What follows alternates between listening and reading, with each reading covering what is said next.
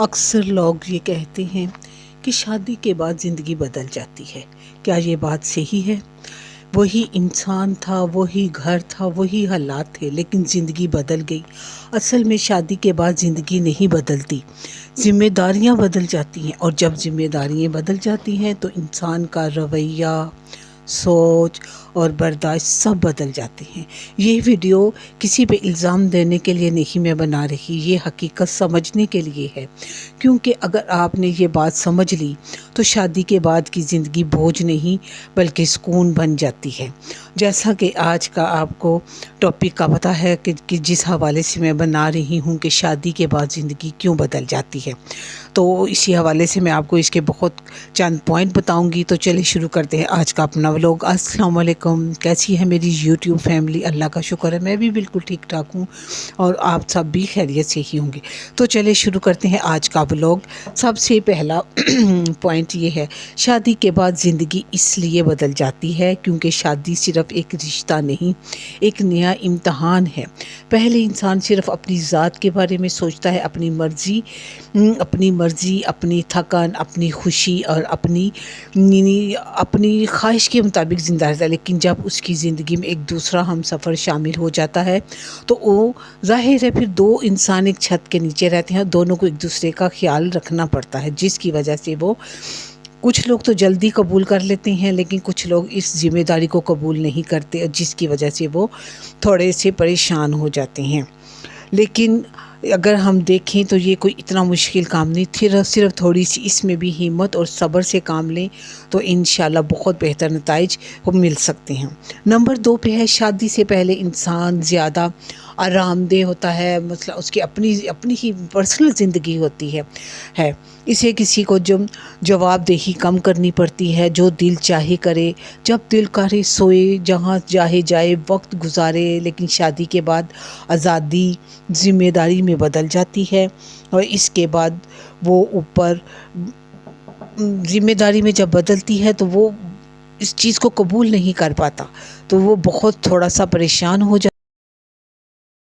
لیکن جیسے ہی شادی کے بعد آزادی ذمہ داری میں بدل جاتی ہے، اب ہر فیصلہ صرف اپنا نہیں ہے بلکہ دو لوگوں کی زندگی کو متاثر کرتا ہے۔ یہی وہ تبدیلی ہے جسے لوگ سمجھ نہیں پاتے اور پریشان ہو جاتے ہیں۔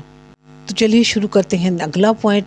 شادی سے پہلے ہم بہت خوبصورت خواب سجاتے ہیں، جیسے کہ میری ساری بہنیں کو جانتی ہیں کہ جب شادی ہونے والی ہو، لڑکی لڑکا دونوں بہت خوش ہوتے ہیں، ایک نئی زندگی کا آغاز ہوتا ہے۔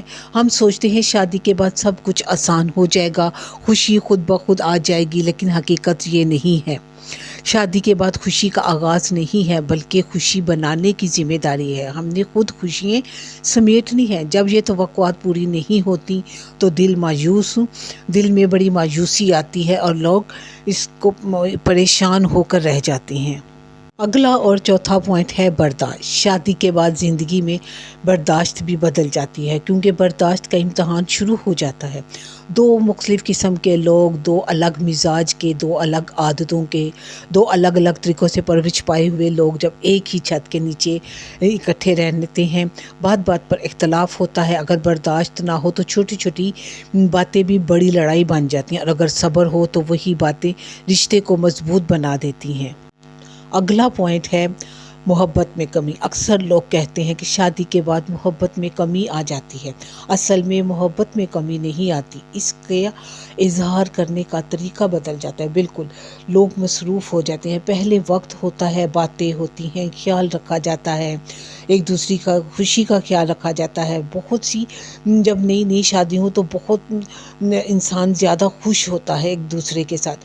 بعد میں آہستہ آہستہ ذمہ داریاں بڑھتی جاتی ہیں، تھکن آ جاتی ہے، اور ہم یہ بھول جاتے ہیں کہ محبت کو زندہ رکھنے کے لیے الفاظ اور توجہ کی ضرورت ہے۔ ہم اپنی ہی پریشانیوں اور مصروفیات میں مگن ہو جاتے ہیں، اور محبت کہیں دور رہ جاتی ہے، جس سے ہمیں لگتا ہے کہ محبت کم ہو گئی ہے۔ اگلا پوائنٹ ہے مالی دباؤ۔ جی ہاں، ایک اور بڑی وجہ مالی دباؤ ہے۔ شادی کے بعد اخراجات بڑھ جاتے ہیں، ذمہ داریاں آ جاتی ہیں، اور انسان ذہنی دباؤ میں آ جاتا ہے، اور یہی دباؤ بعض دفعہ لڑائی کا سبب۔ خرچے پورے نہیں ہوتے، غصے، خاموشی اور تلخی میں بدل جاتا ہے انسان کا رویہ۔ حالانکہ مسئلہ پیسہ نہیں ہوتا، آپس میں بات نہ کرنا ہوتا ہے، کیونکہ ہم آپس میں ایک دوسرے سے بات شیئر ہی نہیں کرتے۔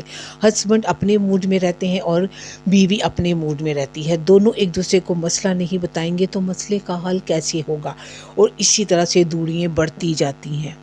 نمبر 7 پہ جو پوائنٹ ہے اس میں یہ ہے، شادی کے بعد زندگی اس لیے بھی بدل جاتی ہے کیونکہ ہم شکایات زیادہ کرتے ہیں اور شکر کم کرتے ہیں۔ بیویوں کی بھی شکایات بڑھتی جاتی ہیں، خرچے پورے نہیں ہو رہے، بچوں کی چیزیں لانی ہیں، میرے خرچے نہیں پورے ہو رہے، بس یہی وجہ بنتی ہے لڑائی کی۔ ہمیں جو نہیں ملا اس پر ہم نظر ہوتی ہے، اور جو ملا ہے اس کی قدر نہیں کرتے، اور یہی رویہ دلوں کے درمیان فاصلے پیدا کر دیتا ہے، کیونکہ ہم ناشکری سے کام لیتے ہیں۔ اگر آپ کے ہسبینڈ کی انکم کم ہے اور اگر اس میں آپ ہنسی خوشی گزارا کریں تو یقین کریں کوئی لڑائی، کوئی فاصلے پیدا نہیں ہوں گے، اور کسی قسم کی محبت میں بھی کمی پیدا نہیں ہوگی۔